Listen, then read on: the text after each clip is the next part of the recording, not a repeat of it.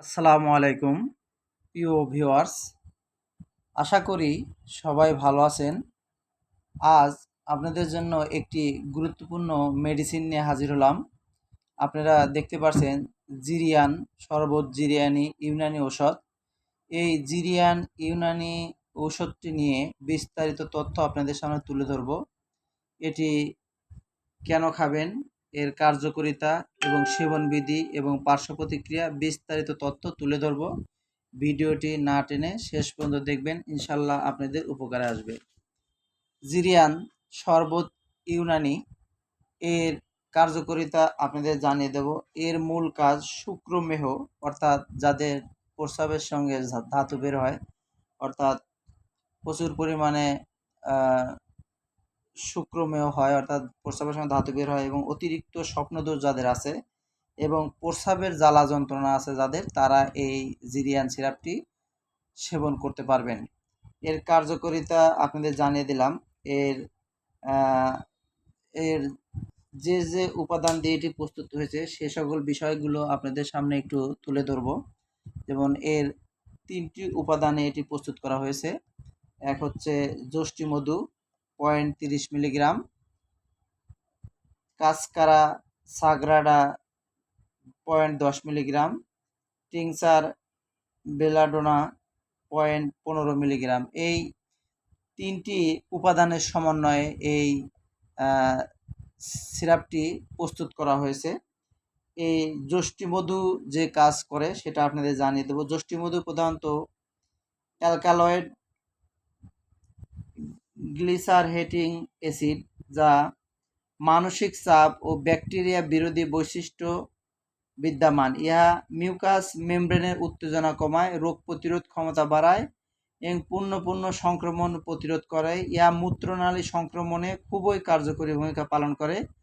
মানসিক চাপ বিরোধী বৈশিষ্ট্য বিদ্যমান থাকায় ইহা মানসিক শক্তি বৃদ্ধি করে এবং স্বপ্নদোষের অস্বাভাবিকতাকে নিয়ন্ত্রণ করে স্বাভাবিক রাখতে সহায়তা করে। এটা ছিল যষ্টিমধুর এর যে উপাদান, যষ্টিমধু তার কার্যকারিতা। এর আরেকটা উপাদান হচ্ছে কাসকারা সাগ্রাডা। এর উপাদান হলো ক্যাসকেরাইসিড, যার মূল কাজ হলো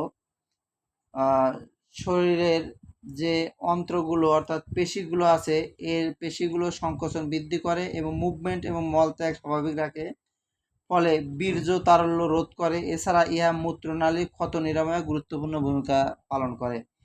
এর আরেকটি উপাদান হলো টিংচার বেলাডোনা, যার কার্যকারিতা হলো এটি অন্ত্র, মূত্রথলি ও পেটের পেশি সংকোচন প্রসারণ নিয়ন্ত্রণ করে, যার ফলে এটি সহজেই স্বপ্নদোষ ও সহজে প্রস্রাব করা নিয়ন্ত্রণ করে।